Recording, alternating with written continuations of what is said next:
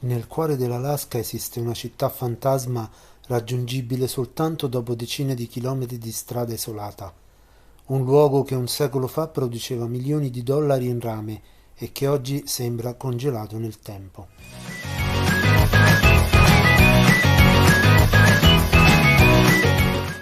Allora, come sempre, Ikima Show!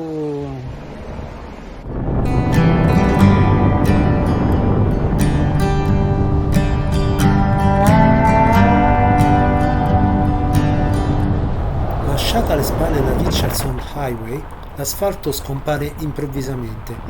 Davanti a noi si apre la McCarthy Road, una delle strade più isolate e affascinanti dell'Alaska. 60 miglia di sterrato fino al famoso ponte McCarthy. Attraversiamo il famoso ponte di McCarthy, Bisogna lasciare l'auto dall'altra parte del fiume Lurama Ugo. e attraversare questo ponte a piedi. È un piccolo gesto, ma sembra quasi un passaggio simbolico. Lurama di qua. E noi, ciao a tutti belli, vediamo McCarthy. Da una parte il mondo moderno, dall'altra un frammento dell'Alaska di un secolo fa.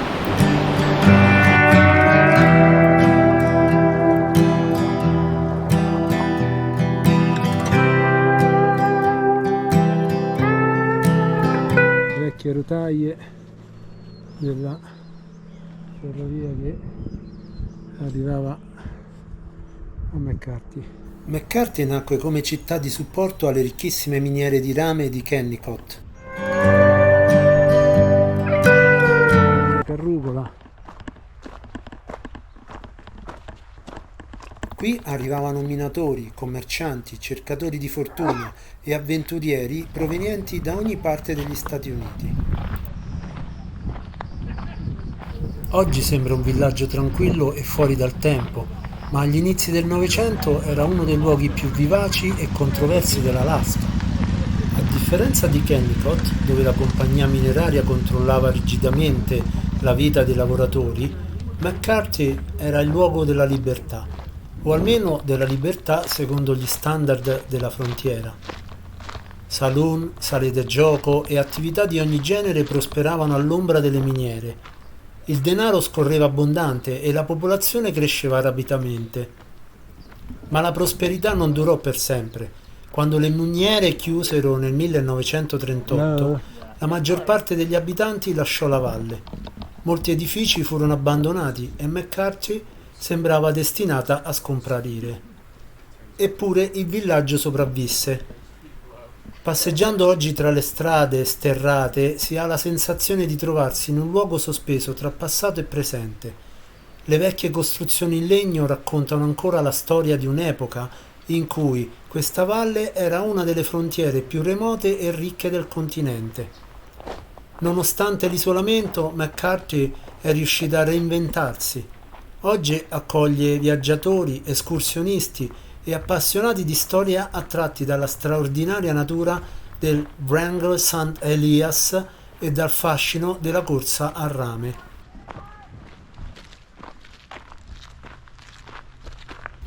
Qui il tempo sembra scorrere con un ritmo diverso. Non ci sono semafori, non ci sono grandi alberghi e persino arrivare fin qui richiede un certo impegno. Forse è proprio questo il segreto del suo fascino. McCarthy non è un luogo che si incontra per caso, è un luogo che bisogna voler raggiungere.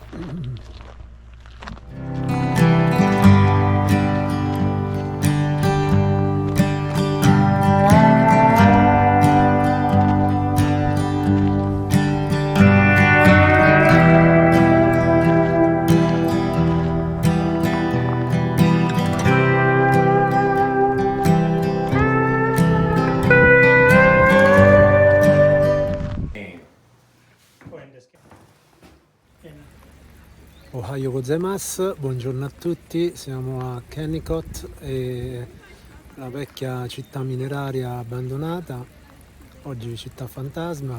E allora, come sempre, Ikima Show!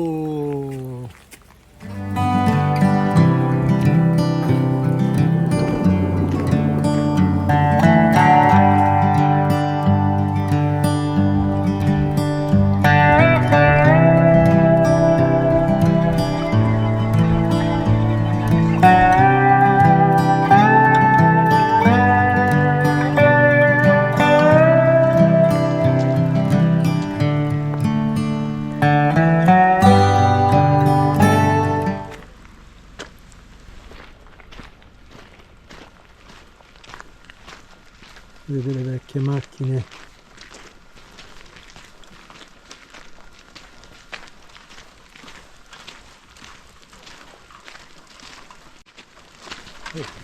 Ufficio postale, comunque questi edifici sembrano ancora in buone condizioni, abbastanza nuovi. Ecco qui il vecchio negozio,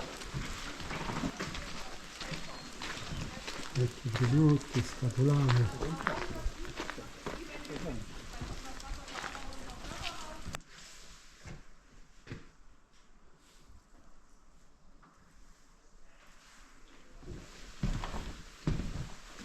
Wow,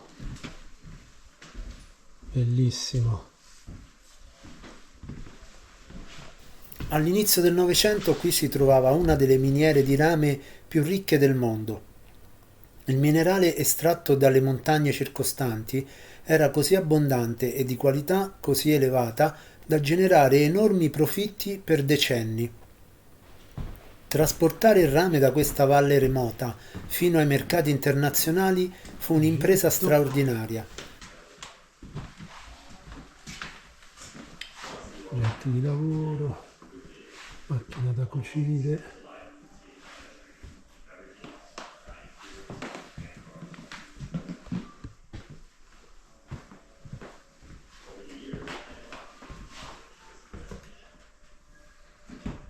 Sci.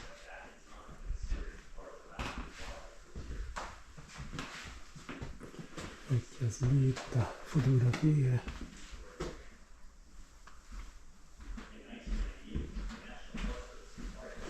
Fu costruita una ferrovia lunga quasi 300 km che collegava Kennecott alla costa dell'Alaska, attraversando territori allora quasi inesplorati.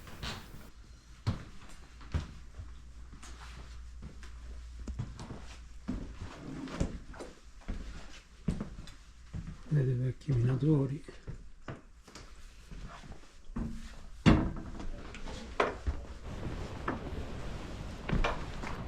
Ecco, vedete? Fermata Kennecott Citina, Cordova. E qui sotto qualche vecchio edificio.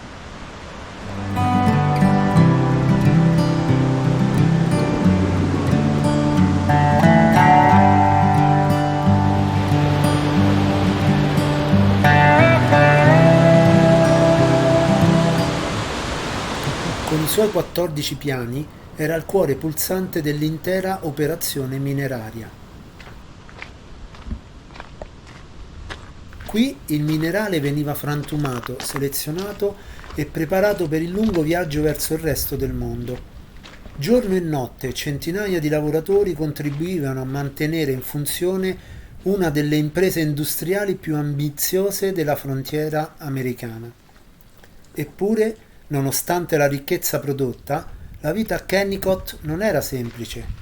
Gli inverni erano lunghi e rigidi, le distanze immense e ogni rifornimento doveva affrontare un viaggio complesso per raggiungere questa valle isolata.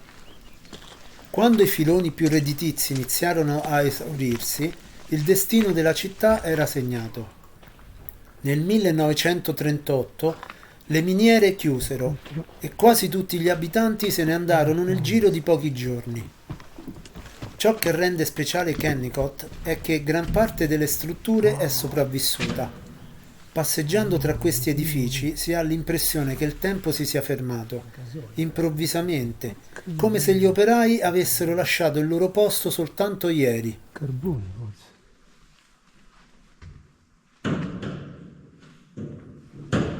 Adesso? Meno male. Oggi Kennecott non è più una città mineraria, ma una straordinaria testimonianza della capacità dell'uomo di spingersi negli angoli più remoti del pianeta, alla ricerca di ricchezza e opportunità. Mazza! Questa casa è lì. Ah, vedi qui, olive oil.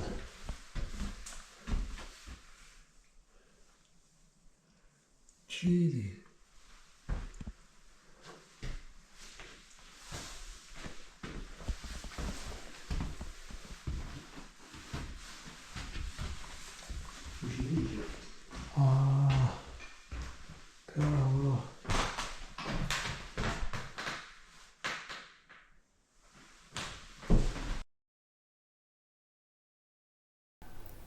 Kennecott è molto più di una città fantasma, è il monumento a un'epoca in cui la frontiera dell'Alaska sembrava non avere limiti e in cui uomini e macchine riuscirono a costruire un impero industriale in uno dei luoghi più inaccessibili del continente.